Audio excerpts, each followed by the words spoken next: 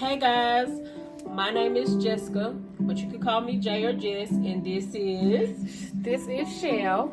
Guys, we are so excited because this is our first podcast. It's been a long time coming, Indeed. But we are excited to talk with you today. We're going to have some juicy topics. Today we're just going to focus on relationship, but let's get started. Let's introduce ourselves.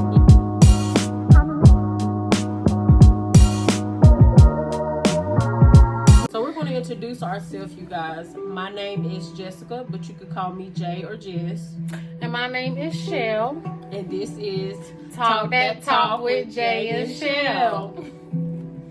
So, first topic today, you guys, we've all had problems with relationships, whether they have been failed relationships, whether it's been rejection in the relationships, or maybe we just had some type of trauma in the relationships. But we're going to talk about that today. But you know what? We want to know your feedback on what you would like us to talk about, because this is a small circle where we can find in each other. We may cry, we may laugh, but we're going to push through. What you have to say, Shell? Yes, make sure you like, comment, and subscribe. That's the number one thing. But leave your comments below so we can get your ideas and your opinions on things, because this is just us little country girls from, we don't need to say where we're from exactly, but just know it's in the country. From the Carolinas. Okay. But we all experience a lot of things, from happiness to sadness to confusion, not knowing what to do, and sometimes not even having an example to know if what you're doing is right or wrong. Right. So I think this is a good outlet for us to just let it out and not hold it in. And you never know what you're going through. Somebody else can be going through too. And we can help each other out. Because Lord knows, y'all going to see me on this channel. Listen, y'all going to have to help a sister, okay? Right. So let me ask you a question, Shell. When was your first relationship? My first relationship was right after high school. Like, we met our senior year, and we didn't start talking until like my second semester of college, and I was like stuck on that boy. Like, nobody could tell me nothing about my man, okay? My man, where's my man? Nobody can tell me to this day. Like, my family was like, you was crazy over that boy, and y'all just don't know. Like, was ready to fight. Right. Who you talking to? Right. Not him. So when you don't get certain love from like family or people you're supposed to get love from, so the first person that showed me any attention, oh baby, it's a wrap. You my man. We get married, about to have kids. I already started. How you 18 already planning what's about to happen at 30, and you don't know what God about to take you through? And I can relate to that. My first serious relationship, and not no little puppy love, but serious relationship, was straight out of high school. Literally like in June, me and this guy, we just hit it off. We was cool, we vibed. He had a great sense of humor. He was goofy. And that's some of the things I was looking for. But like Shell said, not having that example, it led to like the downfall of it. Me and the guy still cool to the day. We do have a child together. It's just one of those things though. You live and you learn from it. You just can't stay stuck in that place. So that's where I'm finding myself at. Learning to let go of all of the rejection, all of the past hurt, all of the past trauma. Because we as women, we have to stop looking at the potential in a man. How?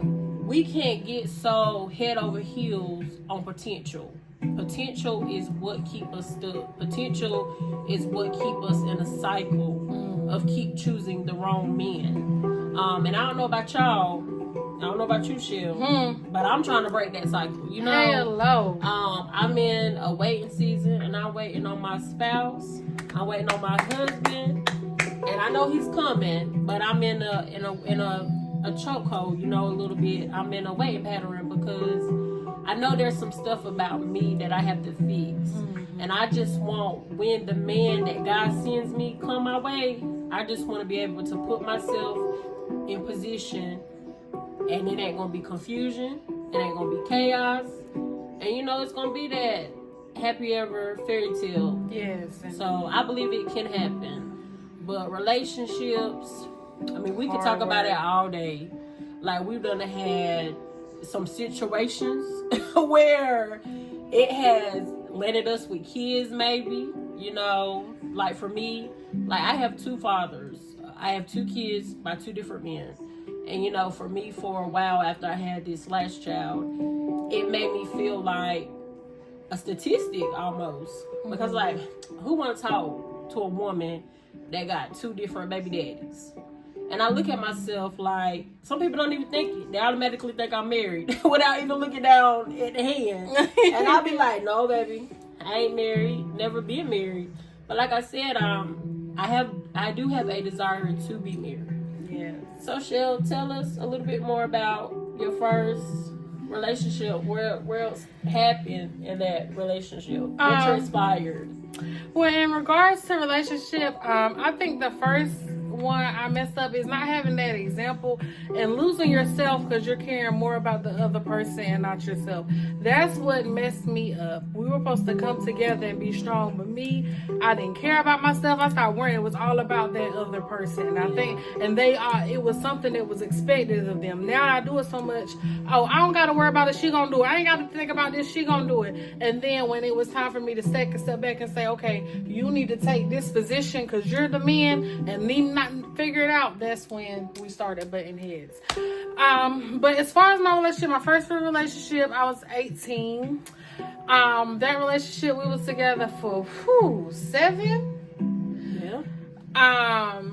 Fun fact, most people, you in a relationship, y'all have the proposal, get married. We skipped the proposal. We was in a relationship for a long time. One day we woke up, just went to the courthouse, got married. So I didn't have that fairy tale. He got on one knee. They was recording we didn't do none of that. We was already living together. We was already doing the married couple thing, which is where some people mess up. You can't be doing a wifely duty without being a wife. Right. So he was already getting what he wanted. So he didn't feel the need to have to go out his way and do all this. But I was like, man, enough is enough. I want to have a family. I'm going to church. I'm paying tithes. I'm trying to live right. And we sitting here shacking up. So I said, you know what? Let's just go ahead and do it. So we got married. And the crazy part is the relationship lasted longer than the marriage. Sometimes it happens like that. But I can admit I was a hothead. I wanted things to go my way. I was always used to having to do everything and figure everything out. And I didn't know how to be submissive. So I was just so young. Ain't no man about to tell me what about to do. I'm not about to do this, that. And that's where I messed up. But we were both young. We both didn't have examples. And it's something about that chocolate, ladies. That's what's going to get us right there. That chocolate with them pretty teeth, baby. And tall. And, you know, I like mine a little thick. Little husky. So you see what I'm saying? So that's what messed me up. I was when I tell you that man had my mind gone, y'all. It took a long time for me to wake up. And I don't want to seem like it was bad. It was just, I think I forced it in a way. Because I was like, I want this going to have to happen. This going to happen. And if I would have like slowed it down and made sure he was all the way ready, I think things would have ended up differently. We probably would have still been together. My first love, my first in a lot of things. And I'm just like, damn, who would have thought now we won't be together? I was stuck on my first. And I was still like talking to him throughout the years, even though I had moved on. Sometimes a thought would come in my mind and I would be like, oh, I wonder if he's doing good. What's he doing? And I would reach out, not knowing like the reason why I was still reaching out to him was because we had this soul tie. And even now, because we have this child together, technically we are still bonded together for more than 18 years. People say for 18 years, no, it's more than 18 years. Lifetime. Like, we're going to be bonded together for a lifetime. But I can honestly say, though, like, the men that I have kids by, they are good fathers. So I would say that, because that was always like a thing that was in the back of my head when I did start dating. Like, I don't want to end up no teen mama. I don't want to end up like my mama having a child with this guy and then you a deadbeat. Like, I didn't want that. So it did kind of scar me, because you talk about like trauma from childhood. Like, that did scar me, because I'm like, my dad lived in the same city as me. Didn't never come really check up on me. Like, don't get me wrong, like, I'm cool with some of my dad's side of the family. You know, I have no disrespect towards them. When I see them, I'm still respectful towards them. Mm-hmm. But I never had that relationship with my father. And then the last time I saw him was on his deathbed. He literally passed away, like, while I was in a room. And that stuck with me for years too, because I was like, even in death you failed me. Like, you couldn't be this dad that you were supposed to be, because people take it lightly, being a parent. Like, that's a ministry, being a parent, because you have to train up these kids the way that they should go. Yes. And then you got all these kids out here just wilding out because they don't have the examples at home. And I'm not a perfect mom, because I know there's some things about me that I have to work on. But getting into relationships, like, we have to be healed. We have to be whole. We can't look for men to fix us when we're broken. We can't look for men to put these pieces together to complete this puzzle. Yeah. We cannot look for men to be something that we wanted our daddy to be. Yes. We can't look for men to be the mama that we didn't have. We can't look for these men to be this. We have to be whole within ourselves. And that's what's wrong with a lot of relationships these days. We look for men to be this, and when they don't, because we've had these so high expectations. Yes. And then we get hurt. And then we feel rejected. And then it comes those feelings of failure. Like, why did you fail me? And so then we got to work through that again. And keep moving past these pieces. And it's sad, but it's true. So when we talk about relationships and trauma, like, just when I arrived at Shell House today, like little prior to, like 30 minutes prior, I was watching this clip on Facebook where this guy was beating up his girlfriend in the room.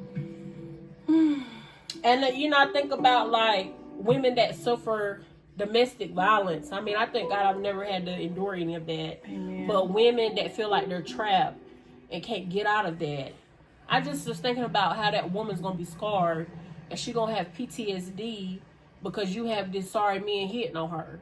Like, that ain't love. Like, if a man has ever put his hands on you, that ain't love at all. And you don't have to put up with that. And so that's my hope and prayer for women in 2025, is that we will know what we will not put up with. And the spinoff of what you said, yes, it's not right, but women, we got to hold accountability. Yeah, because in the past, I had done a little something myself. Don't be putting your hand on this man and then he get fed up and hit you back. You shouldn't have started it. Yeah, let's be for real. Let's be real. We got to keep our hands to ourselves. And then to piggyback on what I said earlier, because I know we have people in common. We never know who's going to see this. I think I want our friendship back. But because I know of what he went through, and we went through similar issues when it comes to parent and family, I just want him to be happy. Yeah. Right now, we at a stage where we both deserve happiness. So that's what I want for him. But we got to learn how to get ourselves right. See, I'm getting emotional. Real hot girl. But it's just like not having that parent figure, because my mama died at a young age, then having other family members too. Everybody, just because y'all blood, does not always make you family. And they are the ones that will hurt you the most. But because I didn't have no type of guidance and I'm going out there blindsided, I did a lot of things wrong, and I can admit that. I just wish I could have admitted that then, and we could have got help. We could have went count. We could have, many different things could have happened, but it's never too late as long as you start getting them right. So yeah, you and that person might not get back together, but at least who you get together with in the future, that baggage won't come along again. Yeah. So that's what I'm working on with myself now, because it's been a rough road. And she know, because I talked to her about everything. She know all my business. And I know sometimes when she see my phone name pop up, she be like, oh my God, here she go again. But sometimes you can't just tell everybody everything, because everybody don't have your best interest at heart. I learned that the hard way. I've had a lot of friends who became enemies, a lot of friends who, if we look at each other, we don't even speak no more, because just because you real, you can't can't expect everybody else to be that way. Just because you are being a good friend. I mean, I used to do. She'll know that. My friend called, oh, she need help. I gotta go help her. She was like, you doing all that? That's what I wanted somebody to be for me. So I was showing them, hey, this is what I do for you, and I want it in turn. But when you start seeing shit be one-sided, that's when you have to reevaluate. Maybe we weren't as good as friends as I thought. So that's why this is my friend, my sister, my cousin, my everything. She know. Soon as she know, when I call her more than once, oh, something wrong, let me call her back, because I have nobody else to vent to besides my little teddy bear over here, because I, at the time, currently don't have kids. Maybe that'll be something in the future when I get remarried or whatever happens. But right now, this is who I call on. And then she got my little cousins, and I know they be... Because I ain't even gonna lie to y'all. Little funny story. I get overstimulated real fast. Don't do my kids, because they not even... I'm not talking... I get overstimulated when I'm around certain kids. It's because I'm used to being here quiet, maybe my TV on, but it's just me most of the time. So I don't have a child-proof home, so I can have something they don't need to get. So my anxiety going up, because every time they move, I'm looking to make sure they don't cry. They're like, calm down, they're a child. No, but then if something happen, y'all gonna be mad and looking at me. Then I got other cousins. They get a little older and talk. They want to ask you 50 million living questions over and over. I said, you know what? I think one time, did I just go to my room or something? I don't know what I did. No hard feelings, because I love the kids, but I love the ones you can hold and just feed and burp a little. The ones that start talking and moving, I said, when I do have kids, the Lord gonna have to be with me. So in other words, she means she like the infants, the ones she can just sit there and hold and rock. Like, you gotta know they gotta grow up. But they're I'm not be stuck in infant But by age. then, I'm gonna be prepared, because I'm gonna be in mommy mode. But since I don't have any kids right now, it's just I be like, I kudos to parents out there, because y'all strong. But it is something you have to pray for patience. And I pray for that every day, because for the most part, I am the most loving and sweet person you would ever meet in life. Yes. But there's this side of me that everybody do not see, and I try to keep it from deep within. But I have a 9-year-old that tests that side of me every now and then. And me and her, we do clash a lot, and I think it's because sometimes she reminds me of things that triggered me with her dad. And I have to tell myself, she 9, breathe, just can count to 10 and keep it pushing.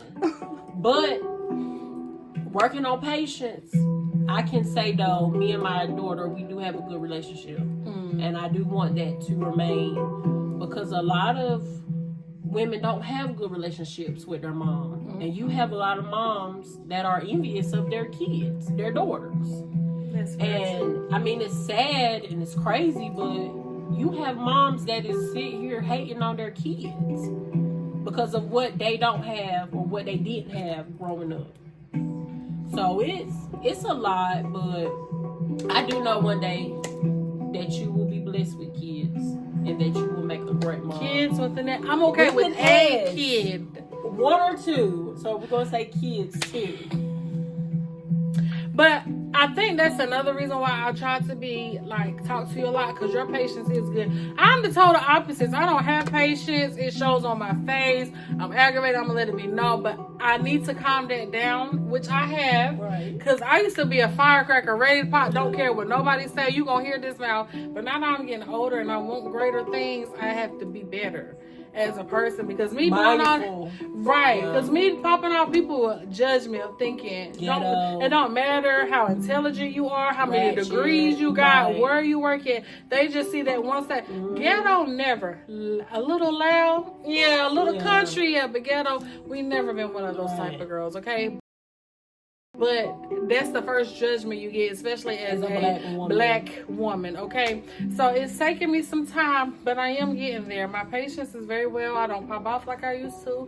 I'm able to woo-saw, count to 10. And when I can't, she'll pull me to the side and say, go sit down. Are you okay? And she rub my arm like this. So this is my peace. When she get me riled up, she's able to calm me down. So you are my, I don't want to say filler, but you were put in my life because God knew that I needed you as a sister cousin. You know, he knew we needed each other. Yeah. Because sometimes when I say, even if I'm close to you and I see you mad, but I know you're not a firecracker, what's up? What's said? I'm ready to jump in for you because I know you're not like that. But again, I have calmed down a lot, and I don't go there unless I absolutely have to, because I'm trying to be a better me. Being a better me, more doors are going to open, and then my happiness is going to come. Because being sad, y'all, a person who was depressed, had thoughts that I should not have had in my mind. Suicide was one of them. I had a lot going on. So to be this bubbly, vibrant person I am today, it is nothing but a miracle, okay? Because I was ready to go. I was done. I was over it. Stuff won't go in line, but that happens when you overthink. And you just need to take a time, breathe, regroup. And I am very blessed. Yeah. And that's what I had to think. I had to be grateful for what I do have and not look at what everybody else got. Because these people that you see, like, oh, they got this, they got that, behind closed doors, they hurt, they sad. Addictions ain't just substance abuse. It ain't being an alcoholic. Addictions can be anything. And if we don't get a hold of addictions, especially in relationships, because sometimes we lose ourselves within our partners, mimicking the things that they do, we become them. I just want to be in their skin. And I think that's my problem. Like, sometimes I done been at work all day, let me breathe. No, I need to smell, I need to be in your skin. What happened was tea, baby. Like, I need all, on your lunch break, why you ain't text my phone? Like, I have to get better. That's why I was like, that's what scared me for even wanting to get in a love relationship, because I know I have. The only reason why I worked with my ex is because both of us was that way. So two kinky people cool because we both go on the same thing. But if you got somebody who's not like that, baby, it's not gonna work for you. So you either gonna have to work on yourself, or you just need to find somebody else that match your clinginess. But communication is key in any relationship, because if you don't have good communication, that's number one. There ain't no. I had to learn good communication. Don't go to bed angry, because if somebody don't wake up, you can't go back. Honesty, don't be lying. And I think one thing I learned, I saw this on the Braxtons. Ladies, if you do, by all means do. I ain't checking no man phone ever again. If it's supposed to be revealed, it's gonna be revealed for me. I'm not checking no more phones. Ladies, if you're not gonna leave that man, don't give him no headache. Leave that man phone on the charger. I'm just ain't gonna go looking, because I don't want to find out nothing else. Ooh. Like, if 9 times out of 10, if you feel it, it's already happening. Yeah. Let's be real. You may have a friend that you've been cool with. You tell them some problems that's going on in your relationship. The next thing you know, that woman hitting up that man, because on the down low, she want what you got. Anyways, we have to stop being so quick to confide in everybody. Yes. You cannot confide in everybody. Everybody ain't your friend. Everybody ain't your people. Learn your people. Learn your tribe. Learn your community. Because at the end of the day, they could be envious of you. And out here just out here just throwing dirt on your name. Slander. Like, who wants some kind of people in their lives? And the number one word that we should take from today is just healing. Healing comes in all forms. It could be, because we need to heal our body. We need to heal our mental. We got so much that's going on. We can't even get started on what's going on in the world. Yes. But we just got so much that's going on, and we just have to learn how to heal and detox and declutter. Think about some goals that you have that's going to help you this year. Like, how can I heal? How can I be the better version of me this year? And before 2025 close, 2026, you should be on top of your stuff. Exactly. Stop looking for somebody else to heal you. Yeah. And heal yourself. And any questions you have for us, more information you want to know, be free to ask us, and we'll be more than happy to answer. Until next time, bye you guys.